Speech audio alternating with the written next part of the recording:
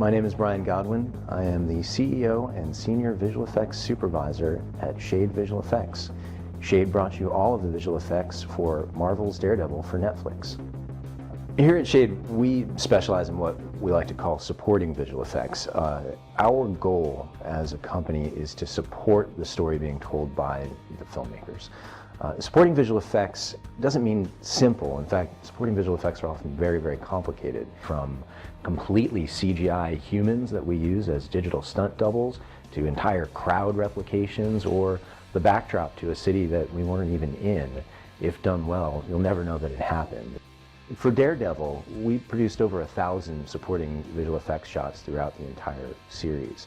And these ranged from complete digital doubles where stunts weren't safe to have Daredevil, say, jumping off a rooftop, to blood hits and wounds.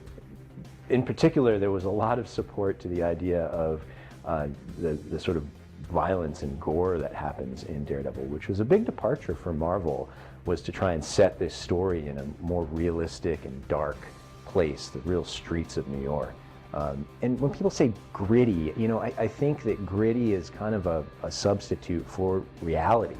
And as visual effects artists, our goal is to make sure that your viewing experience is one that you're transported into the reality of this world. And I think that really struck a chord with viewers, is how real Daredevil felt every way. So just to kind of walk you through the process, you know, we get our initial scripts for an episode. We immediately break them down. So we go through, we read through the entire script, we go through everything, and we look for all the potential visual effects that we can find in there.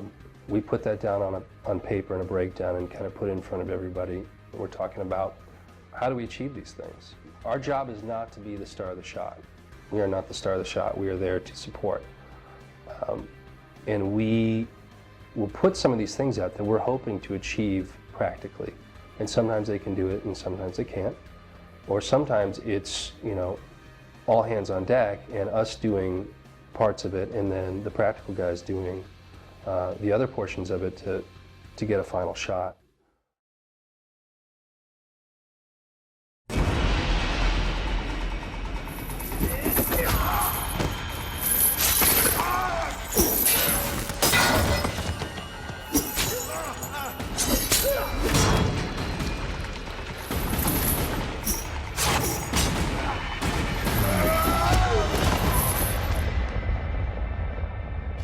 One of the most exciting scenes we worked on was the Red Ninja fight.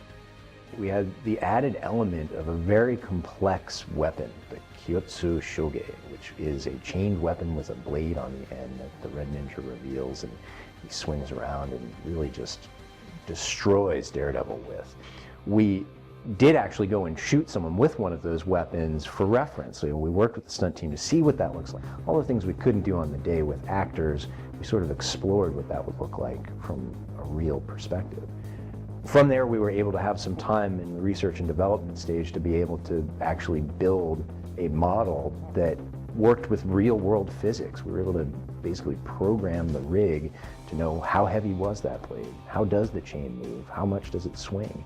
And the result really works. I think that most people watch that and they have no idea that that weapon wasn't real. They just imagine they're cutting away from a guy swinging a big, heavy weapon.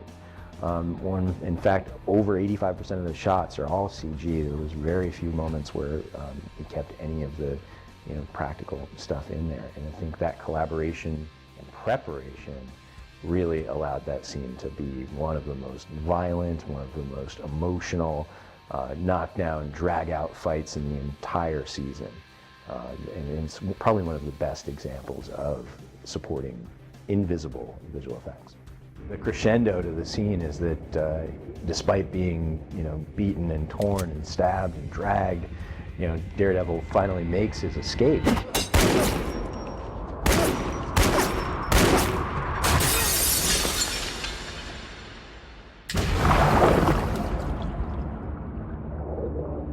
We looked at lots of different ways of accomplishing this, including perhaps having a stunt actor jumping out the window, maybe using different cutaways, but we really wanted this to feel incredible. And that required visual effects to go in and actually make a digital double of Daredevil. And to accomplish that, we use 3D scanning. So we actually had Charlie Cox in his whole wardrobe and fully 3D scanned him so that we could then take that information, digitize it, and with traditional animation techniques, have our animators have him jump out the window into the river. A lot of what you see in that scene isn't real. We did get a great exterior shot, but of course the things you'd never think about are that there's giant movie lights everywhere.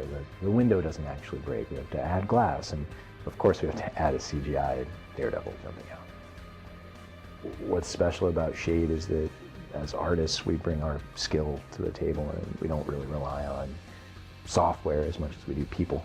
We look at ourselves as, not much different than the people who build sets and put makeup on people and design wardrobes. We're just another part of the crew. And we're really proud as visual effects artists to be part of that big team, that village of people that makes filmmaking possible.